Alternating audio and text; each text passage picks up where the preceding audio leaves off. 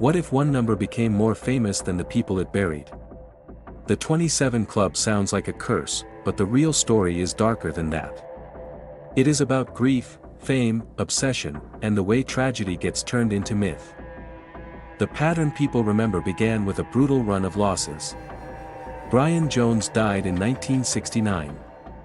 Then came Jimi Hendrix, Janis Joplin, and Jim Morrison, all gone at 27 within about 2 years. That cluster was enough to plant an idea that refused to die. But the phrase itself did not explode in public culture back then. It grew much bigger after Kurt Cobain died in 1994, when his age pulled that earlier pattern back into view. Suddenly, scattered deaths were being read like chapters of one story.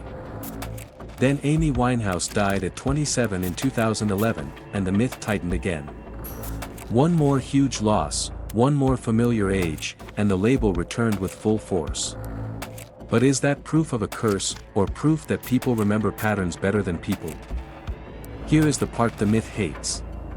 A medical study published in the BMJ found no special spike in famous musicians dying at 27. The risk was real across the wider young adult years, but 27 itself was not magically deadlier. So why does the myth survive? Because it gives chaos a shape. Fame, addiction, mental strain, pressure, isolation, and non-stop public attention are messy truths. A single number feels cleaner, stranger, and easier to remember. That is how the legend grows. Not from one cause, and not from one cursed birthday, but from repetition. The media repeats it. Fans repeat it.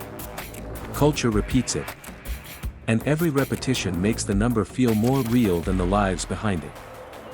Maybe the real mystery is not why so many people died at 27, but why the world needed that number to mean something. Do you think the 27 Club reveals a pattern, or just the stories people tell after tragedy? Subscribe for the next mystery buried inside pop culture history.